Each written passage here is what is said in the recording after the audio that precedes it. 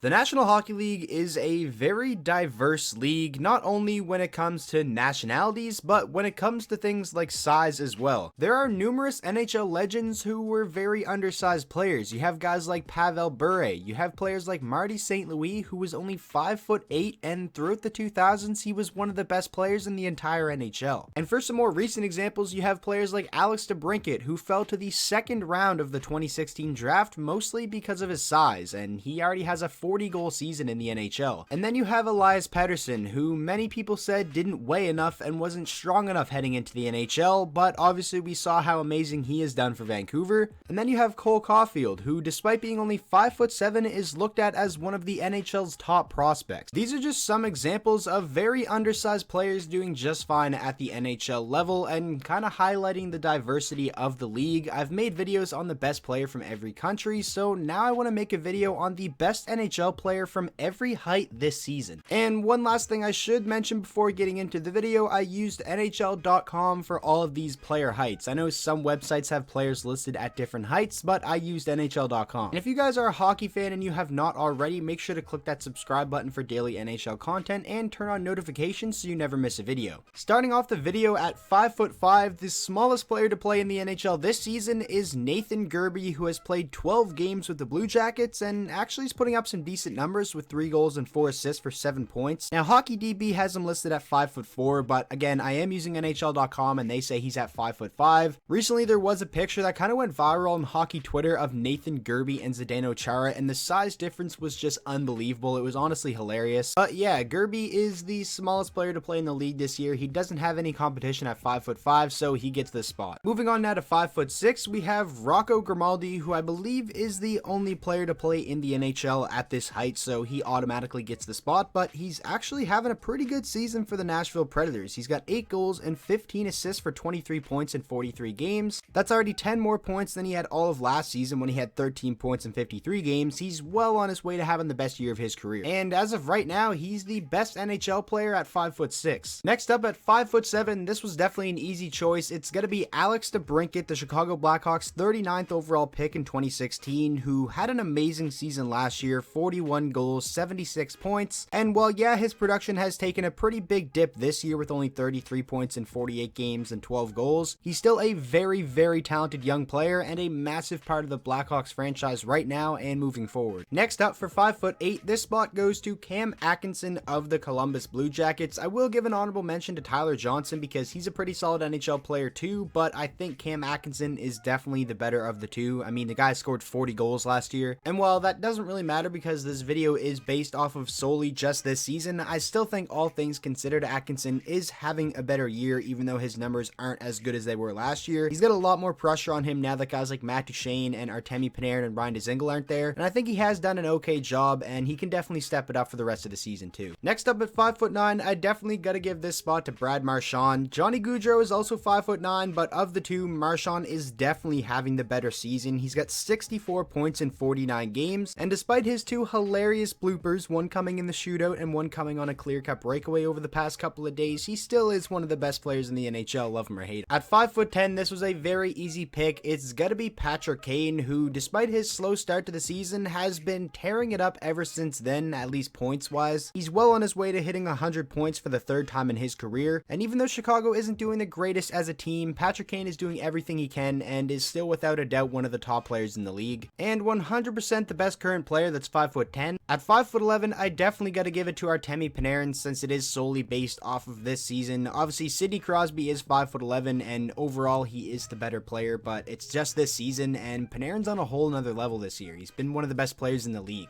and he definitely has made me eat my words because in the offseason, I was pretty vocal talking about his contract, and I really thought it was an overpayment and that they were going to regret this. I didn't think he was one of the top players in the league, but this year, like I said, he's been amazing. He's got 68 points in 46 games, has a plus 23 rating, and honestly, he's been worth every penny. Next up, at 6 foot tall, I have Nathan MacKinnon. I will give a massive honorable mention to David Pastrnak, who is having an amazing season, but I honestly just have to go with MacKinnon on this one. What he was able to do despite all the injuries to Colorado this year was honestly just remarkable. He's got 68 points already in just 47 games and is the best player on a top team in the NHL, and like I said, he had his 2 wingers injured for the majority of the season. And if MacKinnon keeps this up for the rest of the year and Colorado remains a top team, he's definitely going to get a lot of Hart Trophy consideration. Moving on now to 6'1", it's gotta be Connor McDavid. I truly believe he's the best player in the NHL right now, so I didn't really have to look at any other names of guys who were 6'1". McDavid's already got 74 points in 48 games and is leading Edmonton to a winning record. They're a competitive team this season, and it's honestly just really nice to see considering how bad the team has been basically over McDavid's entire tenure, besides the 1 year of course where they did make the playoffs. But without a doubt, he's my pick for 6'1". At 6'2", I have McDavid's partner in crime, Leon Draisaitl, but I will give a massive honorable mention to Jack Eichel, who is having an unreal season and is really carrying Buffalo. But overall, based off of the entire year, I think Draisaitl has been the better player. I don't know, I really wouldn't argue with you guys if you think this should be Jack Eichel, because he's obviously an amazing player and will be a great pick too, but this was honestly one of the tougher ones to decide upon for this entire video. So make sure to let me know down in the comment section below who you would pick for the better player this season, Eichel or Draisaitl. 6'3" was another very difficult one. There's a ton of really good options, but I went with John Carlson again. Since it is solely based off of this season alone, I really just can't deny how good he's been for the Washington Capitals. They're the best team in the NHL. He's been their best defender. He's got 58 points already in just 48 games, which is honestly ridiculous. He's a defenseman on pace to score 100 points, and we're more than halfway through the year. I do want to give honorable mentions to guys like Austin Matthews, Mark Scheifele, and Carlson's teammate Alexander Ovechkin, but of all those guys, I think Carlson has had the best year so far. At 6'4", my pick is defenseman for the Montreal Canadiens, Shea Weber. Sure, the team hasn't really had an ideal year. They're not playing very well, but he is actually having a really good season, and he's been healthy, which is a very good sign for them. He's got 12 goals and 21 assists for 33 points. That's the same amount of points he had all last season in 9 less games played, so he's on pace to have a great year. He's a +7 rating and has really just been a horse on the blue line for a Montreal team that really needed it. Moving on now to 6'5", I'm going to go with Winnipeg Jets forward Patrik Laine, and I'm just really happy to see him having a good bounce back year because he got a lot of criticism for the way he played last season and some of the comments that he made in the offseason as well, and his play this season has really shut up a lot of the haters. He's only got 15 goals in 45 games, and you would expect a sniper like him to have a little bit more, but he's already got 28 assists, which is tied for a career high already. He's got 43 total points, is a +10, which is nice to see considering he was -24 last year. All in all, he's just having a great year, and I will give an honorable mention to his teammate Blake Wheeler, who's also 6'5" and very good. Next up at 6'6", now we're really getting up there in height, and this got to be Victor Hedman, defenseman for the Tampa Bay Lightning, who has been one of the best defenders in the NHL for a long time now, and this year really hasn't been any different. He's got 41 points in 45 games, which is a great point total for a guy who's a great two-way defender as well, and you can trust to put out there against the other team's best players. And Tampa Bay is really starting to hit their stride now and look like the team that they were last season, which is pretty scary, but let's just hope that regular season success translates to the playoffs this year. At 6'7", I'm gonna go with defenseman Jamie Oleksiak for the Dallas Stars. Now, one thing I did forget to mention, I'm not including goaltenders in this. If I was, this pick would be his teammate Ben Bishop, but I'm only picking skaters. The only other skater that's 6'7" is Brian Boyle, and I think of the two, I would say Jamie Oleksiak is better. He's not a defenseman that puts up a good amount of points. He's not someone who logs a ridiculous amount of minutes, but overall, he's been a pretty solid defender over the past couple of years. That is at least when he's healthy and playing, because he has had a tendency to be injured a lot. At 6'8", the pick definitely has to be Tyler Myers because he doesn't have any competition at this height, and he is a pretty solid defender, maybe a little bit overpaid by Vancouver, but he has been good for them, and I think he's been important in Quinn Hughes' growth as well. And despite what some people say about him and may think, a lot of people think he's not a good defender at all, I personally believe he's a pretty solid top 4 guy, and even though Vancouver probably overpaid him a bit, I think the signing has worked out pretty well for them. And just looking at these photos, you can tell how tall the dude is. He's an absolute giraffe. And now finally, to finish out the video, the only player at 6'9", the tallest player in the National Hockey League, Zdeno Chara. In my opinion, he's going to be a Hall of Famer when his career comes to an end. It's honestly pretty crazy that at 42 years old, he's still such an impactful player for this Boston team, and honestly, I feel like if he wanted to, he could probably play till he's like 45 years old. He's got 13 points this year and is a +20. He's just been so good for his entire career, and the dude's a giant. So that is going to wrap up today's video. I really hope you guys did enjoy. Make sure to let me know down in the comment section below if I missed anyone, because I probably did. It was kind of hard to research for this video because there wasn't any site, at least any site that I could find, that you could like search for players sorted by their height. I kind of kind of just had to go off of the best players in the NHL, find players at every height, and it was a pretty fun video to make. So with all that being said, I really hope you guys did enjoy, and if you did not already, make sure to go down there and subscribe to the channel for daily NHL content, and I will see you guys all in tomorrow's video.